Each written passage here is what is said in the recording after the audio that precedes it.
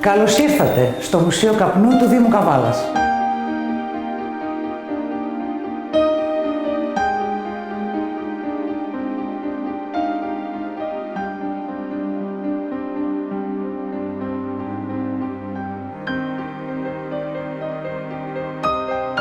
Το μουσείο άνοιξε το 2004 και με τα εκθέματά του παρουσιάζει την ιστορία της νεότερης Καβάλας, μιας μικρής πόλης, αλλά σημαντικό λιμάνι εξαγωγής ανατολικού τύπου καπνών.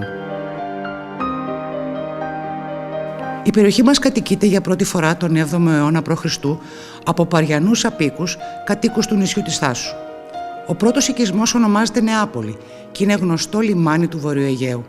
Μέλος της Αθηναϊκής Αμφικτιονίας, λιμάνι των Φιλίππων, αποβιβάζεται εδώ για πρώτη φορά στην Ευρώπη ο Απόστολος Παύλος, που μέσω της Εγνατίας Οδού διαδίδει τη χριστιανική θρησκεία στη Ρωμαϊκή Αυτοκρατορία. Χριστούπολη μετονομάζεται η πόλη στη βυζαντινή περίοδο της ιστορίας της. Το σημερινό της όνομα Καβάλα το συναντάμε μετά το 14ο αιώνα. Η πόλη περιτυχίζεται και αποκτά το υδραγωγείο της, τις Καμάρες.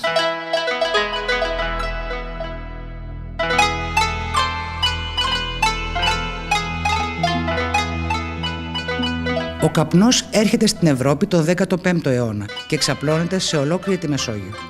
Στο βορειοανατολικό Αιγαίο αρχίζει να καλλιεργείται από τον 16ο αιώνα. Το δίμετρο φυτό της Αμερικής προσαρμόζεται στο εύκρατο κλίμα της Μεσογείου και οι νέες εξαιρετικά αρωματικές ποικιλίες του μπασμά, του καμπάκουλάκ, του μυρωδάτου της Μύρνης, της αψούντας αρχίζουν να γίνονται γνωστές σε όλο τον κόσμο ως ανατολικού τύπου καπνός. Η καλλιέργεια του φυτού και η επεξεργασία των φύλων του στις αγροτικές περιοχές ακολουθούν τον παραδοσιακό τρόπο της φύτευσης σπόρων στο σπορείο, το χασλαμοτόπι, της μεταφύτευσης στα χωράφια τον Μάιο, τη συγκομιδή των φύλων με σπάσιμό τους από το βλαστό κατά σειρά, το βελόνιασμα και η αποξήρανσή τους κάτω από τον ήλιο, η δεματοποίησή τους με το γνωστό παστάλιασμα και τον ιδιαίτερο τρόπο του γύρου, όπου τα φύλλα τοποθετούνται εναλλάξ σε μικρά δεματάκια κυκλικά.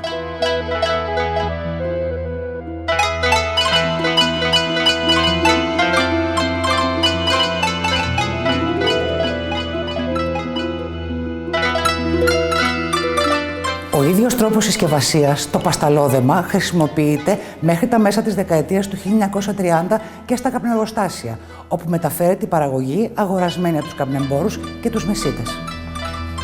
Εδώ, στις αρχές του 19ου αιώνα, αναδεικνύεται και η Καβάλα, που επιλέγεται ως λιμάνι διακίνησης του καπνού, αφού γειτονεύει με τις μεγάλες καπνοπαραγωγικές περιοχές της Ανατολικής Μακεδονίας και της Θράκης.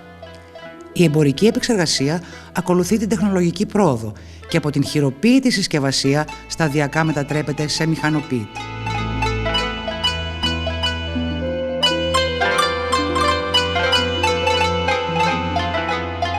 Μετά τη δεκαετία του 1930, το εμπορικό δέμα ονομάζεται πια τόγκα, όρος που έγινε γνωστός από τους αγώνες των καπνεργατών σε όλη την Ελλάδα, αφού η τόγκα καταργούσε πολλές από τις ειδικότητες των καπνεργατών και κυρίως αυτές των ανδρών. Η μικρή πόλη της περιοχής της Παναγίας, όπως λέμε σήμερα την παλιά μας πόλη, σύντομα δέχεται κατοίκους από την ενδοχώρα της Οθωμανικής Αυτοκρατορίας και από την Ευρώπη, οι οποίοι ασχολούνται με την καπνεργασία και το εμπόριο του καπνού.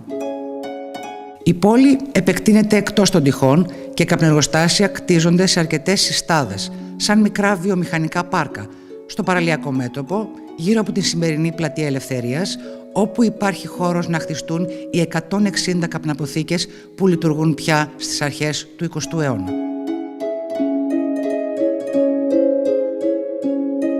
Παράλληλα, νέες γειτονιές εμφανίζονται. Στο Λόφο, στα δυτικά και στις παρυφές του, κατοικούν σε μεγάλες βίλες οι καπνέμποροι. Στο βουνό, στα βόρεια, χτίζουν οι εργάτες τις κατοικίες τους. Ανατολικά, αναπτύσσεται η κτηνοτροφία και η αγροτική παραγωγή για τις ανάγκες της πόλης. Μέσα σε μισό αιώνα, η Καβάλα αποκτά το σημερινό της ανάγλυφο, από τη θάλασσα προς το βουνό.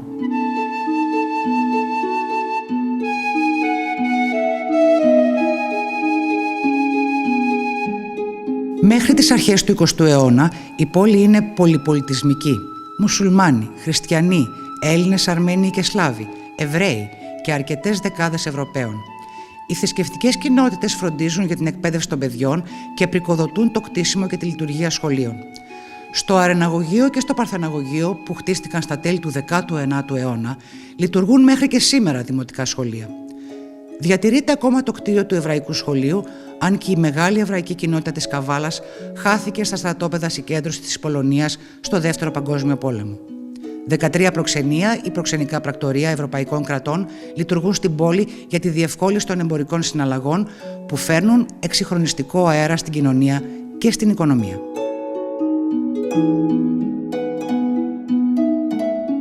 Η πόλη στο κέντρο της αποκτά εμπορική αγορά. Λειτουργούν επίσης ναυτιλιακές και ασφαλιστικές εταιρείες, εργοστάσια παρασκευής υφασμάτων για τη συσκευασία των καπνών, ποτοποιεία και σαπουνοποιεία.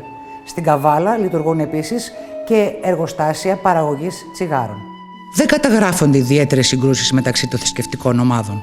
Καταγράφονται όμως απεργιακές κινητοποιήσεις των καπνεργατών που γρήγορα συνασπίζονται σε συνδικαλιστικά σωματεία με πιο γνωστά τη Διεθνή Καπνεργατική Ένωση και την Ευδαιμονία.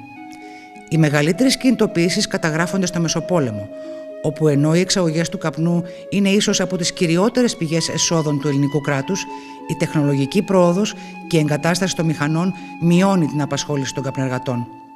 Η εργατική τάξη της Καβάλας ήταν πολύ μεγάλη. Στην πλειονότητά της ήταν καπνεργάτες, αφού στους υπάρχοντες προσθέθηκαν και πολλοί ανειδίκευτοι προσφυγικής καταγωγής που ήρθαν στην πόλη μετά την ανταλλαγή πληθυσμών του 1922-1924. Και επιστρέφουμε στην αρχή των πάντων, στο λιμάνι. Το αρχικό αμμουδερό λιμανάκι στη βάση της Χερσονήσου της Παναγίας εξελίσσεται με τα χρόνια και εξαιτίας του εμπορίου του ανεπεξέργαστου καπνού σε δύο φάσεις. Αποκτά τον πρώτο του λιμανοβραχίωνα στα τέλη της δεκαετίας του 1930 και μέχρι τα τέλη της δεκαετίας του 1950 αποκτά με επιχωμάτωση την σημερινή του εικόνα.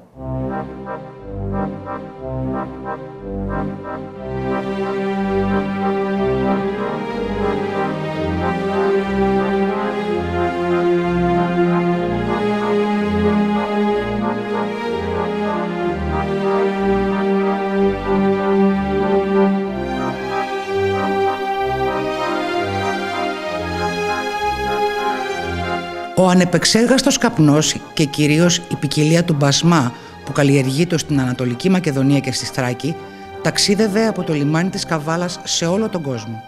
Σε πολλές συσκευασίες τσιγάρων βρίσκουμε γραμμένη τη λέξη Καβάλα ως τόπο προέλευσης του καπνού.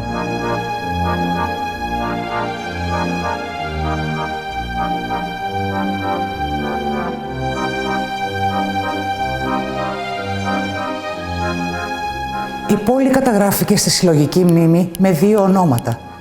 Η Μέκα του καπνού, εξαιτίας της μεγάλης ανάπτυξης που γνώρισε από το εμπόριο του καπνού. Η Κόκκινη Καβάλα, εξαιτίας των μεγάλων αγώνων των καπνεργατών για την κοινωνική δικαιοσύνη και την εξασφάλιση της εργασίας τους.